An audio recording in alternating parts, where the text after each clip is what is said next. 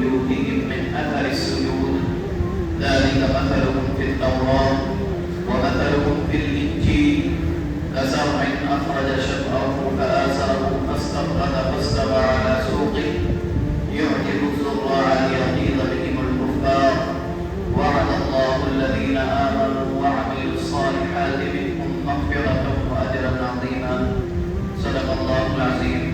Like, subscribe and press the bell icon for new updates. معزز مکرم حضرات سامعین،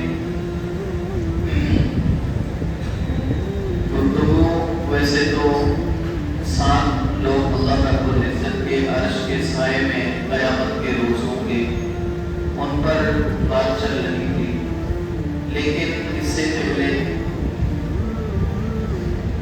ایک بات سمجھ لینی چاہیے جو وقت کے بالکل مطابق ہے۔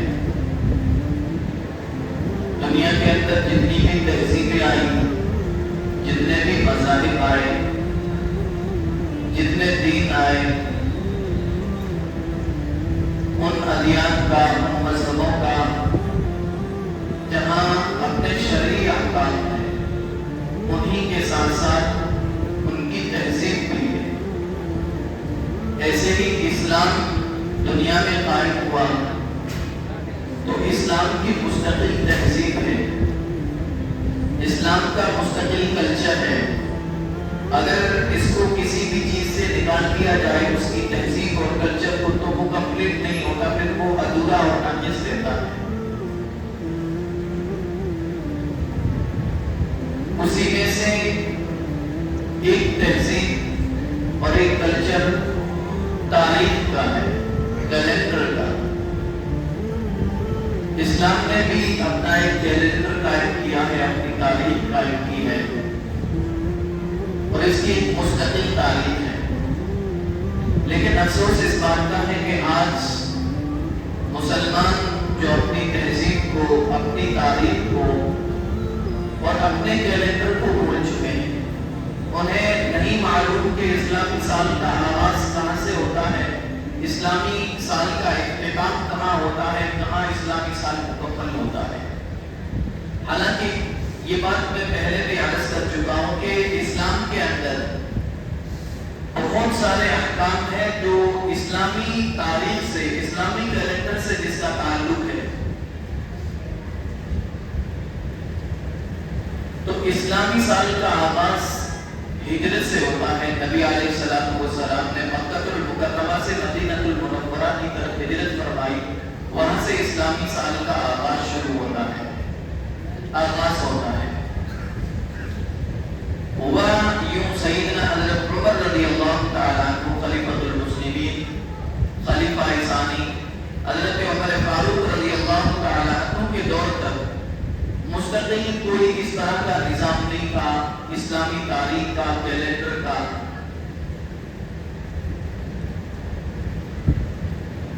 غالباً حضرت ابو موسیٰ اشعری رضی اللہ تعالیٰ عنہ ایک جگہ کے گورنر تھے، حضرت عمر رضی اللہ تعالیٰ عنہ وقت کے خلیفۃ المسلمین تھے، بادشاہ تھے۔ تو حضرت ابو موسیٰ اشعری رضی اللہ تعالیٰ عنہ نے حضرت عمر فاروق رضی اللہ تعالیٰ عنہ کے نام کی خط لکھا کہ آپ کی طرف سے بہت سے خط، خطوط اور بہت سے پیغامات خطوں کے ذریعے دوسرے ممالک میں، دوسرے شہروں میں، دوسرے اسٹیٹ پہ جاتے ہیں، اس پر تاریخ نہیں ہوتی ہے کہ یہ خط روانہ کب ہوا ہے، کب پہنچے گا، اس خط کو نافذ کب کرنا ہے۔ تو آپ کوئی ایسا مسئلہ بتائیں یا کوئی ایسی تجویز کریں کہ جس کی وجہ سے تاریخ مرتب ہو جائے، کیلنڈر بن جائے۔ حضرت عمر فاروق رضی اللہ تعالیٰ عنہ کو یہ خط اور یہ رائے بہت اچھی لگی۔ انہوں نے حضرات صحابہ اکرام، اکابرین صحابہ، بڑے بڑے صحابہ اکرام جو ان کی مجلس شورا اور ادارت شورا یعنی جن سے مشورہ لیا کرتے تھے، ان کو جمع فرمایا، اور آپ نے جو حضرت ابو موسیٰ اشعری رضی اللہ تعالیٰ عنہ نے جو خط لکھا تھا وہ پیغام پہنچایا، تاکہ آسانی ہو جائے کہ یہ خط کب بھیجا گیا ہے، اس کو آگے نافذ کس وقت کرنا ہے۔ ورنہ ایسا بھی ہو سکتا ہے کہ ایک سال کے بعد خط پہنچ رہا ہو اور جس کو خط بھیجا جا رہا ہے وہ یہ سمجھ رہا ہے کہ ابھی مجھے حکم ملا ہے، حالانکہ وہ حکم تو بہت پہلے کا ہے۔ بہرحال حضرت عمر رضی اللہ تعالیٰ عنہ نے صحابہ اکرام کو جمع فرما کر کے یہ تجویز پیش فرمائی کہ کوئی اسلامی تاریخ ہونی چاہیے کہ ہم اس کو خطوط میں، اپنی یادگاروں میں، اپنی تحریروں میں اس کو نوٹ کریں، اس کو لکھیں۔ حضرات صحابہ اکرام جو مجلس ادارت والے اور شورا کے جو منتخب صحابہ اکرام تھے، انہیں بھی یہ رائے پسند آئی اور حضرت عمر رضی اللہ تعالیٰ عنہ سے فرمایا کہ بہت اچھی رائے ہے۔ تو حضرت عمر رضی اللہ تعالیٰ عنہ نے پوچھا کہ پھر اسلامی سال کا آغاز کب سے کیا جائے؟ تو صحابہ کرام کی 4 مختلف قسم کی باتیں اور رائے پیش کی، مختلف آراء پیش کی، 4 قسم کی۔ 5 صحابہ کرام کا کہنا تھا کہ نبی علیہ السلام کی ولادت سے اسلامی سال کا، اسلامی تاریخ کا، اسلامی کیلنڈر کا آغاز کیا جائے۔ آج 1445 ہجری کا دوسرا دن ہے، دوسری تاریخ ہے، ایک تاریخ کل تھی، آج دوسری تاریخ ہے، یہ 1445 یہ ہجرت کے اعتبار سے، یعنی اس کا پہلا سال مدینہ المنورہ نبی علیہ السلام نے ہجرت فرمائی، وہ پہلا سال شمار ہوا۔ تو ہجرت کو ہوئے آج 1445 سال ہو چکے ہیں۔ بہرحال 5 صحابہ اکرام کی رائے یہ تھی کہ نبی علیہ السلام کی ولادت سے اسلامی تاریخ کا، اسلامی کیلنڈر کا آغاز کیا جائے، کہ نبی علیہ السلام جب اس دنیا میں تشریف لائے تو وہاں سے یہ اسلامی سال کا پہلا سال، آپ کی ولادت کا دوسرا سال، اسلامی سال کا دوسرا سال، اور اس طریقے سے تاریخ چلتی رہے۔ 5 دوسرے صحابہ اکرام کی رائے تھی کہ نبوت، نبی علیہ السلام کو 40 سال کی عمر میں جب نبوت کا مقام ملا، نبوت نصیب ہوئی، تو 5 صحابہ اکرام کی رائے تھی کہ نبوت والے سال سے اسلامی سال کا آغاز کیا جائے۔ اور تیسری رائے نبی علیہ السلام کی وفات کے متعلق تھی کہ جس سال نبی علیہ السلام کی وفات ہوئی ہے، نبی علیہ السلام دنیا سے تشریف لے گئی ہیں، اس سال سے اسلامی تاریخ کا، اسلامی کیلنڈر کا آغاز کیا جائے۔ اور چوتھی رائے تھی کہ ہجرت سے نبی علیہ السلام نے جب مکہ المکرمہ سے اپنے بعض ساتھیوں کے ساتھ، صحابہ اکرام کے ساتھ مدینہ المنورہ کی طرف ہجرت فرمانی ہے، تو یہاں سے اسلامی سال کا آغاز ہونا چاہیے۔ یہ 4 طرح کی رائے حضرت عمر رضی اللہ تعالیٰ عنہ کے دربار میں، خلافت میں پیش ہوئی۔ تو حضرت عمر فاروق رضی اللہ تعالیٰ عنہ نے ایک فیصلہ فرمایا اور پھر اس پر سب صحابہ کرام متفق ہوئے کہ ہجری سال سے اسلامی سال کا آغاز کیا جائے۔ اس کی ایک وجہ یہ ہے کہ نبی علیہ السلام کی ولادت یہ بھی اسلام کے لیے ایک عظیم تاریخ ہے، تو وہاں سے بھی اس کی ابتدا کر سکتے تھے، تو وہاں سے کیوں نہیں کی؟ اصل میں نبی علیہ السلام کی ولادت کے متعلق اختلاف ہے کہ کس تاریخ کو آپ علیہ السلام پیدا ہوئے ہیں اور کون سا دن تھا، اس میں تھوڑا سا اختلاف ہے۔ بعض الگ بات کہتے ہیں، بعض دوسری بات کہتے ہیں، یعنی دنوں کے اندر جس دن میں نبی علیہ السلام کی ولادت مسعود ہوئی ہے، پیدائش ہوئی ہے، اس دن کے بارے میں اختلاف ہے کہ اس دن کون سی تاریخ تھی اور کون سا دن تھا، اس وجہ سے وہاں سے آغاز نہیں کیا گیا۔ اور نبی علیہ السلام کی وفات کے متعلق بھی ایسا ہی اختلاف ہے، تو یہ تو رائے تو ختم ہو گئی۔ تیسری رائے تھی نبوت، کہ آپ علیہ السلام کو جب نبوت ملے وہاں سے اسلامی سال کا آغاز کیا جائے۔ لیکن حضرت عمر رضی اللہ تعالی عنہ کی فراست تھی، آپ کی یہ ذہن کی کشادگی تھی اور کھلا دماغ اور کھلا ذہن ہونے کی دلیل تھی کہ حضرت عمر رضی اللہ تعالی عنہ نے ہجرت سے اسلامی سال کا آغاز فرمایا، کیونکہ در حقیقت اسلام جو پھلا ہے پھیلا ہے دنیا کے اندر پھیلا ہے وہ ہجرت کے بعد. ہجرت سے پہلے کا جو زمانہ ہے وہ چند محدود لوگوں کے اندر اسلام تھا. بہت دب کر کے بہت پریشانیوں کے اندر اس طریقے سے اسلام کا آغاز ہوا اور پھر اس کے نتیجے میں ان کو ہجرت کرنی پڑی. اپنا شہر مکہ المکرمہ چھوڑنا پڑا کہ وہاں کام کرنا, وہاں اسلام کی تبلیغ کرنا گویا ناممکن سی ہو گئی تھی, جس کی وجہ سے ہجرت کا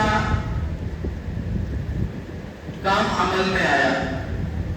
تو ہجرت در حقیقت اسلام کے پھیلنے کا بہت بڑا ذریعہ ہے. اور بھی بہت سارے واقعات ہیں. جنگ بدر بھی ایک اسلام کی تاریخی واقعہ ہے, تاریخی ہسٹوری ہے. وہاں سے بھی اسلامی سال کا آغاز ہو سکتا تھا. ایسے ہی اور بھی بہت سارے فتح مکہ, مکہ المکرمہ کا فتح ہو جائے. نبی علیہ السلام کے ہجرت کرنے کے بعد جب واپس فاتحانہ طور پر مسلمان مکہ المکرمہ میں مکہ المکرمہ کو فتح کر کے داخل ہوئے ہیں تو یہ بھی بہت عظیم دن ہے. وہاں سے بھی آغاز ہو سکتا تھا, لیکن ان سب کی وجہ کیا بنی تھی؟ ہجرت. فتح مکہ ہونا تھا, مکہ المکرمہ کو فتح ملنی تھی مسلمانوں کے ہاتھوں, اس وجہ سے پہلے ہجرت ہوئی. جنگ بدر ہونی تھی, اس وجہ سے پہلے ہجرت ہوئی. تو گویا ہجرت ایک ایسا تاریخی واقعہ ہے کہ جس کے بعد اسلام پھیلا ہے, اور جتنے بھی ہجرت کے بعد کے واقعات ہیں جس میں اسلام پھیلا ہے, اسلام کو فتح نصیب ہوئی ہے, وہ در حقیقت پہلے ہجرت ہوئی ہے جس کے نتیجے میں ہوئی ہے. بہرحال ہجرت سے پھر اسلامی سال کا آغاز ہوا, اور جس سال نبی علیہ السلام نے ہجرت فرمائی وہ ہجرت کا پہلا سال قرار پایا, اسلام کا پہلا سال قرار پایا. اور اس کے بعد ہجرت کا دوسرا سال, تیسرا سال, اس طریقے سے آج 1445 ہجری, یعنی نبی علیہ السلام کو ہجرت کی ہوئے 1445 سال ہو چکے ہیں. تو اس طریقے سے اسلامی سال کا آغاز ہوا. پھر کس مہینے سے سال کی ابتدا کی جائے اور پہلا مہینہ کس مہینے کو قرار دیا جائے, اس میں بھی حضرت عمر رضی اللہ تعالیٰ عنہ نے صحابہ اکرام سے مشورہ طلب کیا کہ پہلا مہینہ کس مہینے کو قرار دیا جائے. اس میں بھی مختلف رائے حضرات صحابہ اکرام نے پیش کی. ایک رائے بعض صحابہ اکرام کی تھی کہ رمضان المبارک کو پہلا مہینہ اسلام کا قرار دیا جائے, اور یہاں یہ پہلا مہینہ اور اس سے پہلے والا جو مہینہ ہو یہ اس کو اسلام کا آخری مہینہ قرار دیا جائے. شعبان کو آخری مہینہ اور رمضان کو پہلا مہینہ, یہ بعض حضرات کی رائے تھی. دوسرے بعض حضرات کی رائے تھی کہ رجب جو شعبان سے پہلے والا مہینہ ہے اس کو اسلامی سال کا پہلا قرار دیا جائے مہینہ. ربیع الاول کے بارے میں بھی رائے آئی. محرم الحرام یعنی جو مہینہ ہے اور جس پر فیصلہ ہوا اس کے بارے میں بھی حضرات صحابہ اکرام نے رائے پیش کی. تو ماہ محرم الحرام کو پھر اس وجہ سے ترتیب دی گئی کہ جو پہلے سے زمانہ جاہلیت سے یعنی نبوت کے زمانے سے پہلے بھی ان کے یہاں جو تاریخ چلتی تھی اس میں بھی محرم کا مہینہ پہلا مہینہ. تو حضرت عمر رضی اللہ تعالیٰ عنہ نے یہ سمجھا کہ جو پہلے کی روایات ہیں وہ بھی باقی رہے, لوگوں کی تاریخ غلط ملت نہ ہو, اس وجہ سے اسی مہینے سے ابتدا کر لی جائے تاکہ پہلے کے واقعات, پہلے کی چیزیں بھی ادھر ادھر نہ ہو. پہلے جیسے پہلے محرم الحرام کا مہینے کو پہلا مہینہ قرار دیا جاتا ہے, ایسے ہی اب اسلامی سال کا آغاز بھی محرم الحرام کے مہینے سے ہوگا. پھر اس طریقے سے محرم الحرام کے مہینے کی ابتدا ہوئی اور اس مہینے سے اسلامی سال کا آغاز ہوا. اس لیے ہمیں چاہیے کہ یہ اپنی تہذیب ہے, یہ اسلام کا کلچر ہے. بہت دکھ کی بات ہے کہ آج مسلمانوں میں اچھے پڑھے لکھے لوگ اس تاریخ سے بالکل ناواقف ہوتے ہیں, گویا انہیں سال کا بھی پتہ نہیں ہوتا ہے, مہینے کا پتہ نہیں ہوتا ہے. 80% لوگ تو ایسے ہیں جن کو یہ مہینوں کے نام بھی نہیں آتے. 12 महीनों के नाम क्या है, और जिनको नाम आते भी हो तो उनके जहन में बिल्कुल भी नहीं रहता कि आज कौन सी तारीख है, आज क्या किया जाए। होना ये चाहिए कि हम लोग अपनी तहरीरात में, अपने खत लिखने में या अपनी दूसरी चीजें जब भी लिखें तो जहां दूसरी तारीख हम डालते हैं वहीं हम इस्लामी तारीख को भी जिंदा करें और इस्लामी तारीख को भी लिखें। हज़रत मौलाना गालिबन अशरफ अली थानवी रहमतुल्लाह अलैह की किताब में फरमाते हैं कि जो दूसरे अंग्रेजी साल हैं तो उनकी रियायत करना, उनके मुताबिक उनको समझना ये कोई गुनाह की बात नहीं है, जायज है। इनके साथ साथ इनके हिसाब से कैलेंडर चला सकते हैं, लेकिन कम से कम इस्लामी तारीख और इस्लामी साल हमारे जहनों में होना चाहिए, क्योंकि इस्लाम के जितने अहकाम हैं उनमें अक्सर अहकाम अगर महीनों से, साल से ताल्लुक है उनका, तो वो इस्लामी साल से उनका ताल्लुक है। ईद का ताल्लुक चाहे ईद उल अज़हा हो या ईद उल फितर हो, दोनों का ताल्लुक इस्लामी साल से है कि रमजान मुबारक के आखिर पर शव्वाल की पहली तारीख को ईद उल फितर होती है, ज़िलहिज्जा की 10 तारीख जो 12वां महीना है उसकी 10 तारीख को ईद उल अज़हा होती है। ऐसे ही बहुत सारे नमाज, महीनों का हिसाब वो सब इस्लामी साल से ताल्लुक रखता है। तो अगर सब मुसलमानों ने इसको गोया भुला दिया, इसकी तारीख खो बैठे, इसकी तारीख भूल गए, तो फिर सारे के सारे मुसलमान गुनहगार होंगे। इसकी हिफाजत करना ये फर्ज अलल किफाया है, यानी जितने लोग अगर उसकी हिफाजत कर रहे हैं इस्लामी तारीख की तो सबकी तरफ से अदा हो जाएगा, लेकिन अगर उसकी हिफाजत ना हो सकी तो फिर सब लोग उसके गुनहगार होंगे, क्योंकि हज के अय्याम का ताल्लुक इनसे है। बहुत सारी चीजें हैं इस्लाम के अंदर जिनका ताल्लुक इनसे है। तो इसलिए हमें चाहिए कि हम अपनी तहरीरात में, अपनी रात दिन की कारोबार में, अपने रात दिन के मामलात में इस्लामी तारीख को जगह दें, इस्लामी तारीख को दर्ज करें, ताकि हमारे जहनों में हमारी तहजीब और हमारा कल्चर हो। आज हम लोग देखते हैं कि जनवरी की पहली तारीख को लोग न्यू ईयर के नाम पर बहुत शोरगुल करते हैं, बहुत कुछ करते हैं। अव्वल तो वो पहला इब्तिदा साल की वहां से होती भी नहीं है इस्लामी साल की, और फिर वहां के हम भिखारी बने, उनकी तहजीब और उनके कल्चर के जब हम उनके सामने हाथ फैलाएंगे तो उनकी जो तहजीब होगी वो भी हमारे घरों तक पहुंचेगी। चुनांचे इसके नतीजे में बहुत सारे लोग हैं जो हैप्पी न्यू ईयर के नाम से बहुत कुछ खुराफात करते हैं, तरह तरह के गुनाहों में मुलव्वस होते हैं। इसकी वजह है कि इस्लाम ने जो तहजीब हमें दी थी हम उसे छोड़ करके और कोई तहजीब लेने के लिए गैरों के सामने हाथ फैलाने की कोशिश करते हैं। तो वैसे इस्लामी साल का आगाज वहां से होता नहीं है, और अगर वहां से साल का आगाज माने भी तो ये खुराफात तो किसी भी दर्जे में सही नहीं है। नए साल के मौके पर इस्लाम हमें क्या तारीख देता है, इस्लाम के क्या सबक है, ये हमारे ज़हनों में होना चाहिए। नए साल के मौके पर नबी अलैहिस्सलातु वस्सलाम से चंद दुआएं साबित हैं।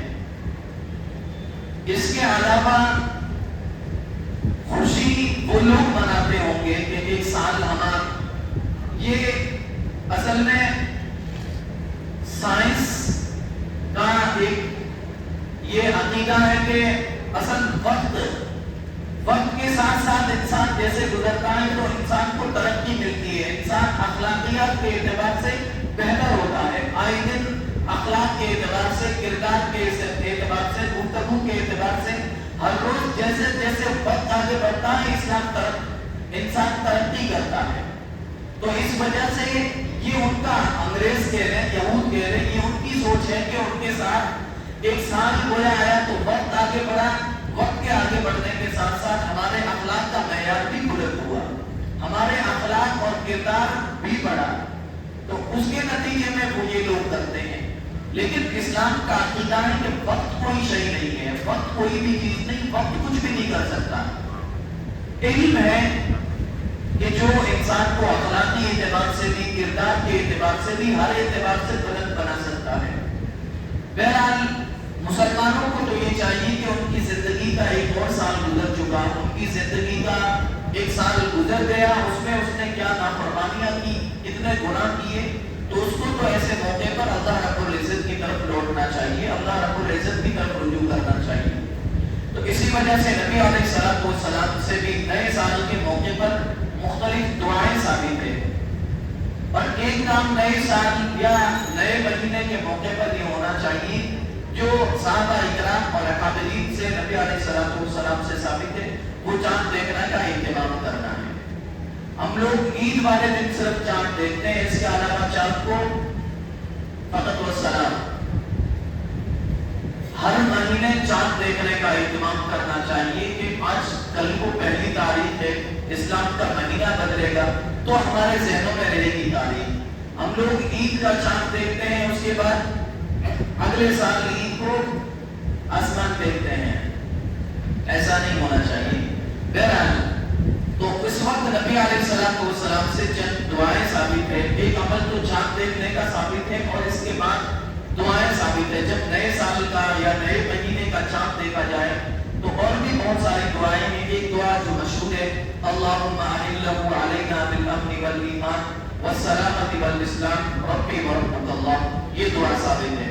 اللہم احلہ علینا، اس کا ترجمہ سمجھیں، اللہم احلہ علینا، اے اللہ اس چاند کو ہمارے اوپر ایسا بنا بالامن والایمان، امن کے ساتھ اور ایمان کے ساتھ اس چاند کو ہمارے اوپر نمودار فرما، اس چاند کو روشن فرما، والسلامتی والاسلام، اور سلامتی کے ساتھ، اور اسلام یعنی اللہ رب العزت کے حکموں کی تابع داری کے ساتھ اس کو طلوع فرما کہ اگلے سورج تک یا اگلے چاند کے نکلنے تک ہم اللہ رب العزت کی اطاعت سے، اللہ رب العزت کی فرما برداری سے نہ نکلیں۔ اور بھی ورحمۃ اللہ، میرا اور تیرا یعنی چاند کا ہم دونوں کا رب اللہ رب العزت ہے، تو اللہ پاک اسے اس طریقے سے بنا۔ یہ دعائیں ثابت ہے، اس سے پتہ یہ چلتا ہے کہ ہمیں ایک مواقع پر اللہ رب العزت کی طرف رجوع کرنا چاہیے۔ بہرحال وقت بہت زیادہ ہو رہا ہے، میں عرض یہ کر رہا تھا کہ ماہ محرم الحرام سے اسلامی سال کا آغاز ہوتا ہے۔ آج محرم الحرام کی دوسری تاریخ ہے۔ محرم الحرام کے متعلق بہت ساری رسومات، خرافات اور بدعات امت کے اندر رائج ہے۔ ہم سب کو چاہیے کہ ہم قرآن اور حدیث کے متعلق شریعت کو معلوم کریں کہ اس موقع پر ہمیں شریعت کیا حکم دیتی ہے۔ بہت سارے لوگ ہیں اس مہینے میں جو سڑکوں پر تماشے کرتے ہوئے گھومتے ہیں، ڈھول بجاتے ہیں، تازیے نکالتے ہیں، طرح طرح کی خرافات ہوتی ہے۔ ہمیں دیکھنا یہ ہے کہ اسلام ہمیں کن چیزوں کا حکم دیتا ہے، اور جو چیزیں رائج ہیں وہ اسلام کی نظر میں کتنی صحیح ہے اور کتنی غلط ہے، ہمیں یہ چاہیے۔ صرف دو چیزیں محرم الحرام کے مہینے میں نبی علیہ السلام سے اور حضرات صحابہ کرام سے ثابت ہے۔ ایک تو اس پورے مہینے کی فضیلت، روزوں کی فضیلت اس پورے مہینے میں ثابت ہے نبی علیہ السلام سے۔ آپ علیہ السلام کی حدیث ہے، مسلم شریف میں غالباً روایت ہے، افضل الصیام بعد رمضان شہر اللہ المحرم، کہ رمضان کے بعد افضل ترین مہینہ اللہ تعالیٰ کا مہینہ ہے، یعنی محرم الحرام، روزوں کے اعتبار سے۔ تو اس میں عمومی پورے مہینے میں روزے رکھنے کی فضیلت ہے، اور خاص عاشورہ کا روزہ، خاص اس کی فضیلت بھی ثابت ہے۔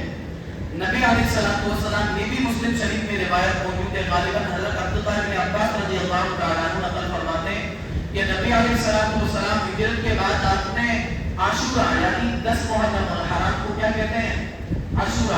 عاشورہ کا روزہ نبی علیہ السلام نے بھی رکھا، اور صحابہ اکرام کو بھی حکم فرمایا۔ صحابہ اکرام نے نبی علیہ السلام نے روزہ رکھ لیا، تو پھر صحابہ اکرام نے عرض کیا کہ یہ عاشورہ کا روزہ، تو یہ 10 تاریخ 10 محرم کا روزہ تو یہود بھی رکھتے ہیں، اہل کتاب بھی رکھتے ہیں، تو گویا ہم نے روزہ رکھ کر کے یہود کی تعریف کر دی۔ جس پر نبی علیہ السلام نے فرمایا کہ آئندہ سال انشاءاللہ ہم عاشورہ کا بھی روزہ رکھیں گے اور اس کے ساتھ 9 تاریخ کا بھی روزہ رکھیں گے. تو اصل جو فضیلت ہے وہ تو 10 تاریخ کے روزے کی فضیلت ہے، لیکن یہود کی مخالفت، اہل کتاب کی مخالفت کی وجہ سے اس کے ساتھ ایک اور روزہ ملا دیا جائے، یا تو 9 تاریخ کا یا پھر 11 تاریخ کا، تاکہ ان کی مخالفت لازم نہ ہے. کیونکہ نبی علیہ السلام کی دوسری حدیث بھی موجود ہے، خالف الیہود والنصارى خالف المشرکین، کہ یہود کی اور نصارہ کی مخالفت کرو، ان کی تائید نہ کرو، ان کی طرح نہ کرو. تو اس وجہ سے 10 تاریخ کا عاشورہ کا روزہ اصلاً ثابت ہے نبی علیہ السلام سے اور خاص اس کی فضیلت ہے، لیکن یہود اور نصارہ کی مخالفت کی وجہ سے اس کے ساتھ ایک اور روزہ ملا دیا جاتا ہے 9 تاریخ کا یا 11 تاریخ کا. اس مہینے میں ایک خاص طور سے ایک واقعے کا ذکر کیا جاتا ہے، واقعہ کربلا کا، جس میں نبی علیہ السلام کے نواسہ بلکہ آپ علیہ السلام کا پورا خاندان شہید ہو جاتا ہے، ظالمانہ ان پر تشدد ہوتا ہے، ظلم ہوتا ہے، گویا علیہ السلام کے خاندان کو مٹانے کی کوشش کی جاتی ہے. تو یہ یقیناً بہت درد بڑا اور دل کو دہلا دینے والا ایک واقعہ ہے اور یہ سیاہ ترین دن ہے. لیکن جو محرم الحرام اس مہینے کی فضیلت ہے وہ اس واقعے کی وجہ سے نہیں ہے. یہ ہمارے ذہنوں میں ہونا چاہیے. عام طور پر مسلمان یہ سمجھتے ہیں کہ یہ جو محرم الحرام کی فضیلت ہے، اس مہینے کی فضیلت، یہ واقعہ کربلا کی وجہ سے ہے. ایسا بالکل بھی نہیں ہے. واقعہ کربلا کو بہت بعد میں پیش آیا، خلفائے راشدین کے بعد پیش میں آیا ہے. اور یہ جو میں نے روایات پڑھی ہے، نبی علیہ السلام کی مسلم شریف میں روایت ہے کہ افضل الشہری شہر اللہ المحرم بعد رمضان کے، رمضان کے بعد جو سب سے افضل ترین اللہ تعالیٰ کی نظر میں مہینہ وہ محرم الحرام کا. یہ تو نبی علیہ السلام کے دور میں آپ نے فرمایا ہے. اور کربلا کا واقعہ بہت سال بعد میں پیش آیا، تقریباً 40-45 بلکہ 50 سال کے بعد پیش آیا ہے آپ علیہ السلام کے. تو یہ جو اس مہینے کی فضیلت ہے یہ واقعہ کربلا کی وجہ سے نہیں ہے. بہرحال لیکن اس مہینے کے اندر یہ واقعہ بھی پیش آتا ہے اور اس کو بیان بھی کیا جاتا ہے. تو یہ یقیناً بہت ایک مسلمان کے لیے اس سے بڑا اور درد بڑا پیغام کیا ہو سکتا ہے کہ نبی علیہ السلام کے لخت جگر کہے جانے والے حضرت حسین رضی اللہ تعالیٰ عنہ کو شہید کر دیا جاتا ہے. تو یہ بہت بڑا واقعہ ہے، لیکن اس واقعے کا اور اس مہینے کی فضیلت کا آپس میں کوئی تعلق نہیں ہے. جیسے اس واقعے 10 تاریخ کو واقعہ کربلا پیش آتا ہے، ایسے ہی محرم الحرام کی 1 تاریخ کو، پہلی تاریخ کو بھی ایک بہت بڑا واقعہ پیش آتا ہے. اس امت کے ساتھ ہوا یہ ہے کہ ان کو جذباتی بنا دیا گیا ہے اور کسی ایک کے فضل میں، کسی ایک کی بڑائی میں دوسرے کو بالکل بھول گئے ہیں. اس کی پہلی تاریخ کو خلیفہ ثانی حضرت عمر رضی اللہ تعالیٰ عنہ کی شہادت کا واقعہ بھی پیش آیا ہے. اسی مہینے کی پہلی تاریخ یعنی جو کل کی تاریخ تھی، اس تاریخ میں حضرت عمر رضی اللہ تعالیٰ عنہ کو بھی شہید کر دیا گیا تھا. یہ بھی اسلام کا بہت بڑا درد بھرا واقعہ ہے. حضرت عمر رضی اللہ تعالیٰ عنہ خلیفۃ المسلمین، خلیفہ ثانی ہے. آپ مسجد نبوی کے اندر نماز کی حالت میں آپ کو شہید کیا گیا ہے، آپ کو خنجر لگایا گیا ہے. 2-3 دن کے بعد آپ کا انتقال ہوا ہے. 2-3 دن بعد آپ بیمار رہے، اس خنجر کی وجہ سے پھر انتقال کرے ہیں. تو اصل جو آپ کو خنجر لگا وہ مسجد نبوی کے اندر لگا ہے. مسجد نبوی میں حضرت عمر رضی اللہ تعالیٰ عنہ امامت فرما رہے تھے اور ممبر کے پیچھے محراب کے اندر جو قاتل تھا وہ چھپا ہوا تھا. اور وہ جب رکعت شروع کر دی گئی، پہلی رکعت، تو وہ نکلا ہے اور اس نے حضرت عمر رضی اللہ تعالیٰ عنہ کو خنجر لگایا. حضرت عمر رضی اللہ تعالیٰ عنہ زخمی ہونے کی حالت میں جب گرنے لگے تو آپ کے پیچھے جو ایک صحابی تھے ان کو ہاتھ پکڑ کے آپ نے آگے کر دیا.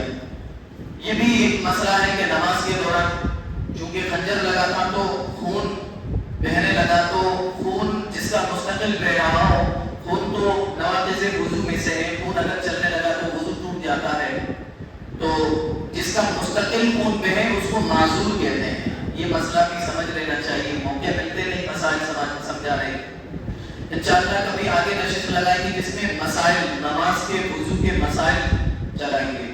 تو کسی کا اندر مستقل ناپاکی بہتی ہے، مثلا پیشاب کے کسی کو قطرات آنے کی بیماری ہے کہ مستقل ایک آدھ قطرہ، بہت سارے لوگوں کو ہوتی ہے، قطرات ٹپکتے رہتے ہیں، تو ایسا شخص وضو کے متعلق کیا کرے؟ پیشاب سے تو وضو ٹوٹ جاتا ہے، تو ایسا شخص کیا کرے؟ تو شریعت میں فقہ کی اصطلاح میں اس کو معذور کہا جاتا ہے۔ معذور کہتے ہیں کس کو ہے؟ پہلے یہ بھی سمجھ لیں، معذور کہتے ہیں ایسے شخص کو کہ جس کو نماز کے پورے وقت میں سے کوئی ایک ایسا وقت بھی نہیں مل پاتا ہو کہ جس میں وہ وضو کر کے نماز پڑھ سکتا ہو، اور نماز وضو کر کے نماز جتنے وقت میں پڑھی جا سکتی ہے اتنے وقت میں اس کو وہ ناپاکی نہ آتی ہو۔ اگر پورے وقت میں سے کوئی ایک وقت بھی اتنا نکل سکتا ہے تو پھر وہ معذور نہیں ہے۔ اس کے علاوہ مستقل کسی کو آ رہے ہیں کہ پورے نماز کا وقت، جیسے ظہر کا نماز بہت لمبا رہتا ہے، اس میں اس کو اتنے منٹ بھی نہیں ملتے ہیں کہ جس میں وہ کوئی بھی چاہے عذر کوئی بھی ہو، پیشاب ٹپکنے کا ہو، ریح کے خارج ہونے کا ہو، خون کے نکلنے کا ہو، جو بھی ہو، نواقض وضو جتنی چیزیں ہیں ان میں سے کوئی ایک بھی عذر ہو، تو اس کو اگر اتنا وقت نہیں مل پاتا ہے تو اس کو معذور کہتے ہیں۔ معذور کے متعلق مسئلہ یہ ہے کہ وہ شخص وقت کا وضو کرے گا، یعنی ظہر کی نماز کا وقت شروع ہوا، اس نے وضو کر لیا، اب جو اس کو عذر لاحق ہے، یا تو پیشاب کے ٹپکنے کا یا ریح کے خارج ہونے کا، جو بھی ہے، اس عذر کی وجہ سے جب تک وقت ختم نہیں ہوا تب تک اس کا وضو نہیں ٹوٹے گا۔ دوسرا جو عذر نہیں ہے، اس کے علاوہ دوسرا کوئی نواقض وضو جس سے وضو ٹوٹتا ہے وہ پیش آ گیا تو وضو ٹوٹ جائے گا۔ مثلا ایک شخص کو عذر تو کیا ہے؟ پیشاب ٹپکنے کا، اب اس نے وقت شروع ہوتے ہی وضو کر لیا، اب وہ اس میں تلاوت کرنا چاہے، نوافل پڑھنا چاہے، نماز پڑھنا چاہے، پڑھ سکتا ہے، اس قطروں کی وجہ سے اس کا وضو نہیں ٹوٹے گا۔ لیکن اگر ریح خارج ہو گئی تو پھر وضو ٹوٹ جائے گا۔ جو عذر ہے اس عذر کی وجہ سے پورے وقت کے اندر پھر اس کا وضو نہیں ٹوٹتا ہے۔ بہرحال حضرت عمر رضی اللہ تعالیٰ عنہ کی شہادت کا واقعہ میں ذکر کر رہا تھا، وقت تھوڑا لمبا ہو رہا ہے، شارٹ کٹ اس کو سمجھ لیں۔ حضرت عمر رضی اللہ تعالیٰ عنہ نے جو پیچھے کے صحابی تھے ان کو آگے کیا اور خود گر پڑے۔ وہ جو اصل میں مجوسی تھا، وہ قاتل جس کو کسی ایک کام کے لیے بلایا گیا تھا، کوئی لکڑی کا کام کرنا تھا، خنجر بنوانے تھے، اس وجہ سے ان کو بلایا گیا تھا، ورنہ مدینہ المنورہ کے اندر تو غیر مسلموں کی انٹری بھی نہیں ہوتی، تو اس کو اسلامی کسی کام کی وجہ سے بلایا گیا تھا، صنعت کی وجہ سے، کاریگری کی وجہ سے۔ تو اس نے حضرت عمر رضی اللہ تعالیٰ عنہ کو شہید کیا، اور اس کے بعد وہ سب کو چیرتے ہوئے 7-8 لوگ زخمی ہوئے اور ان کو خنجر مارتے ہوئے اس نے بھاگنے کی کوشش کی، لیکن صفیں زیادہ تھی تو وہ بھاگ نہیں سکا، بالآخر اس نے اپنے آپ ہی کو خنجر مارا اور اپنے آپ کو قتل کر ڈالا، اس نے ہلاک کر ڈالا۔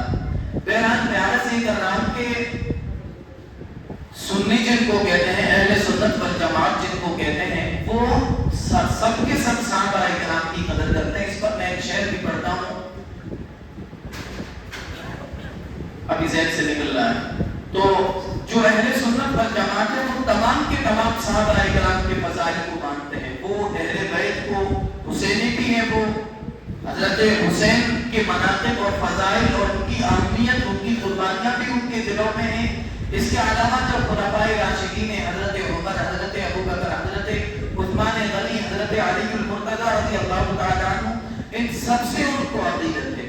اصل میں ہوتا یہ ہے اپنے معاشرے میں کہ واقعہ کربلا کو بہت شد و مت کے ساتھ پیش کیا جاتا ہے، اور یہ شہادت حضرت عمر کو، شہادت عثمان غنی کو بالکل ایسا ڈیلیٹ کر دیا کہ لوگوں کو پتہ بھی نہیں کہ حضرت عمر رضی اللہ تعالیٰ عنہ بھی شہید کیے گئے ہیں، حضرت عثمان غنی رضی اللہ تعالیٰ عنہ بھی شہید ہوئے ہیں۔